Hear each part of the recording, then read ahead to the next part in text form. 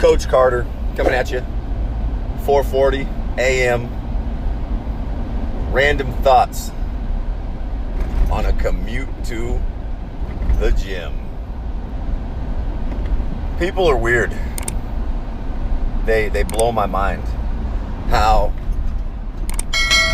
they communicate or they passive aggressively send out energy into the world through hashtags or subliminal messaging, you know, and for me, it drives me crazy. I feel like if you have something to say, then say it. The other thing that blows my mind is how people can jump on a bandwagon so quick. They're so quick to be drawn into these emotional battles that literally have nothing to do with them. You know, I'm going through a divorce, and fortunately a gym is wrapped up in it. A gym, a community, a CrossFit box, which is practically a family. And the family was split in two. People were torn. Some went right, some went left. Some stayed, neutral, kind of right in the middle, aren't choosing sides. And I respect the hell out of that. I've never asked anybody to choose. In fact, I encourage people to make their own decisions, number one, but number two, to love both of us. This was a family, and I'd like to see people supporting both sides. But there's this emotional draw to drama. When there's an issue, people love it, and they love to use these hashtags, and they love to use these emotional rallies to take things personal, to give them like this drive or this motivation. And the problem behind this, this theory or this method is that drama is going to subside at some point. And when you don't have that drama, when it's no longer present, you seek out more drama. And so you create this cycle of emotional drama or finding issues that are going to drive and motivate you. And when you don't, you're going to be stagnant. You're going to plateau until you find this next driving force that is most of the time negative or not very productive. It's almost like these people are creating this issue in their own mind so that it gives them purpose. So it gives them a sense of being or a sense of accomplishment because they're standing for something. But that something, in a lot of cases, is nothing. And their actions and hashtags and their shirts and the things that are driving them, they don't exist. They don't matter. They're not doing anything about the actual issue except creating more drama or creating more problems or distracting them from the real issues, the things that they're dealing with in their lives. It drives me crazy. As a part of this split, it's hard for me to figure out, who's where. It's not so hard to figure out for some, but for others, they reach out, they'll stay around, but they'll throw things in your face with little memes, and they'll throw little hashtags and post and whatnot, knowing that I'm going to see them. And they have this tinge of, hatred or this bravado, this in your face, like, this is what we're doing, ha. And it's funny to me. Well, it's frustrating, number one, because I am a human and I have feelings and I care about these people. I poured my life into them and actually, encouraged them, motivated them, loved on them, picked them up when they were down, tried to coach them up. And now here these same people are trying to hurt me or, throwing things in my face, pointing in my face, neener, laughing, when essentially, I'm down and out. I'm not doing great as far as they know because they've never reached out. So it's funny how humans and people will change on you.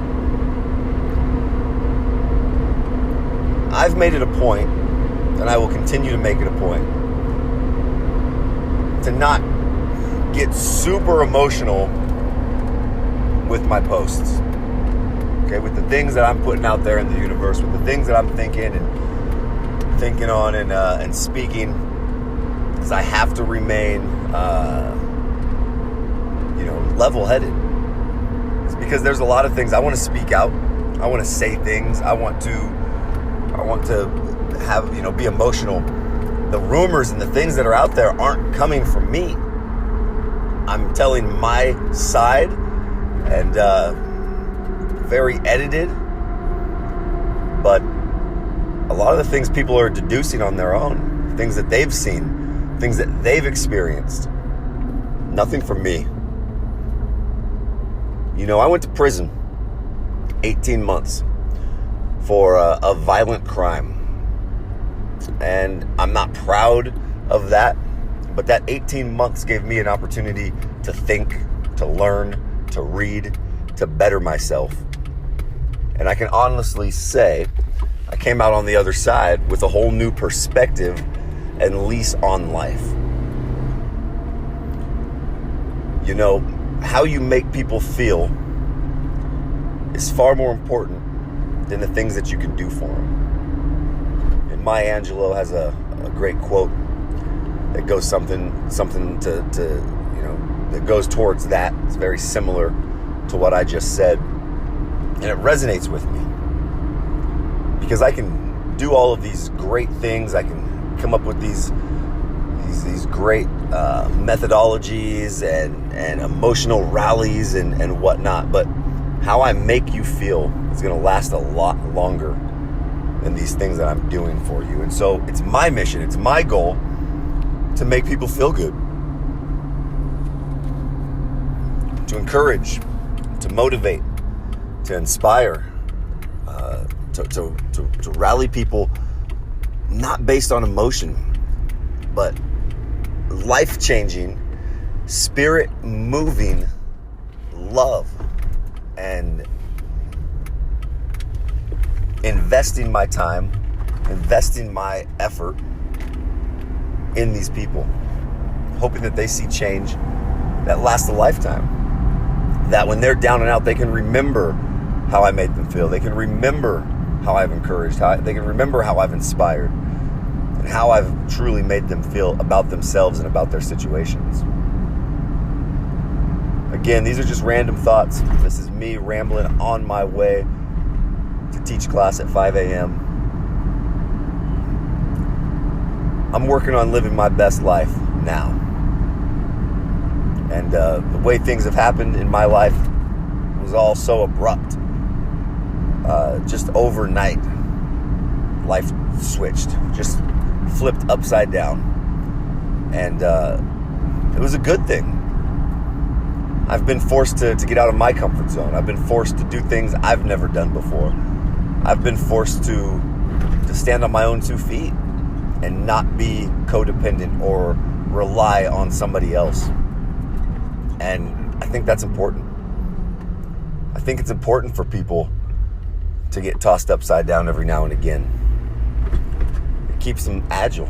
It keeps them willing to learn and to transform and to change and to think on their feet and not be complacent.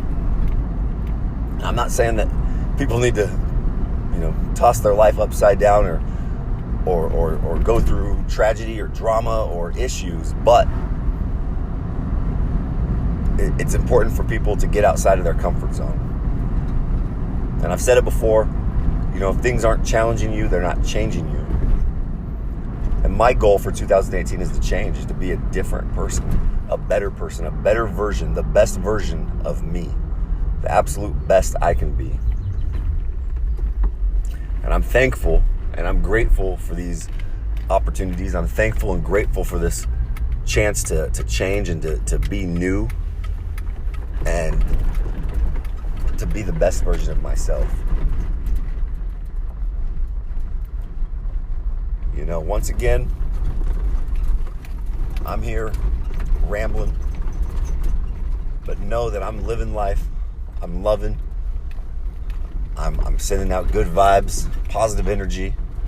I'm here to change, motivate, inspire, and help people be the absolute best version of themselves that they can possibly be. Not just health, not just nutrition, but emotionally, spiritually, in their relationships, and in all aspects of their lives. You guys, Coach Carter, signing out. Brief and random thoughts